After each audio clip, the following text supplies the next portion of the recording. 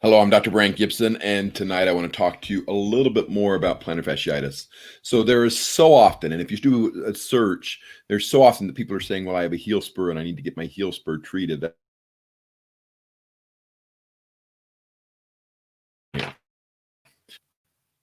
Heel spurs that could be on the back of the heel or heel spurs that could be on the bottom of the heel. And the ones on the back of the heel cause pretty significant pain. You'll have pain in the Achilles tendon attachment. You'll have pain on the back when you push on it, all that kind of stuff. And those need to be treated.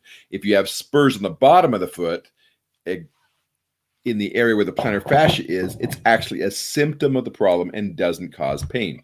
For many years, we used to go in and we'd actually treat plantar fasciitis or heel spur syndrome by going in and taking the spur out, and that would solve the problem. They learned that really what they were doing by going in and getting the spur, they were actually cutting that plantar fascia and allowing it to lengthen. The problem with that, the in, cut plantar fascia and left the spur alone, the pain still resolved. So that allowed them to say, okay, wait a second, it's not the spur that's the problem, it's actually the plantar fascia, the inflammation of that ligament on the bottom of the foot. So let me go through several different reasons. One, why you get the heel spur with plantar fasciitis. Number two, why it's not a good idea to go in and treat it. And then number three, why ultimately we don't really care if there's a heel spur in that area. So number one, basically, if you remember the information we told you about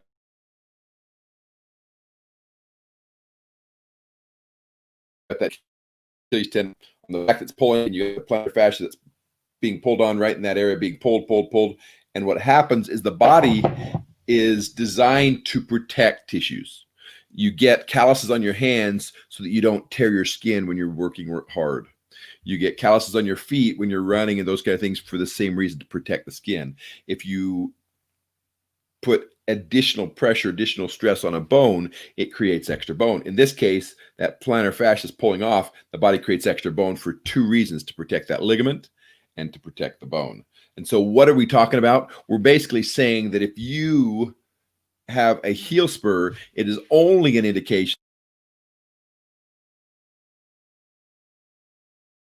that has had to create extra bone. And this extra bone is really the problem. This extra bone is really what's going on and really allowing you to have those issues. So you've got a heel spur. Number two, why don't you want to treat it? I mean, like I said, the big thing is with plantar fasciitis, you can treat the plantar fascia. The problem is by cutting through the plantar fascia to get that heel spur, you create a lot more drastic type surgery where you're limited. You can't be on your feet. You need to be in a boot or a cast for 4 to 6 weeks to allow it to recover. And number three, the calcaneus bone, the best way to describe it is off.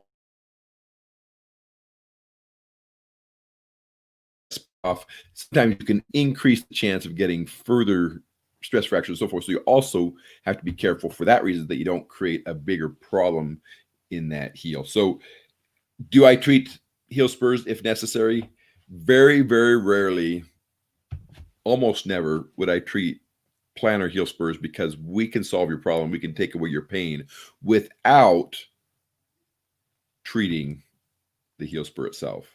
I have patients that come in on a daily basis with no pain in their feet that have a heel spur in this area. And so we just don't treat it. And if we can get rid of the pain without it, which usually 99.9% of the time we can, you're not going to treat. The last one is really, so you know why you've got heel spurs. You know why we shouldn't be treating them. And the last one is the idea that this is a true misconception that the heel spurs in this area hurt, because what they're doing is it's parallel to the ground. You're not walking on it. You're not putting any pressure on it. All it's doing is protecting that ligament in that area to keep it from becoming more of a problem.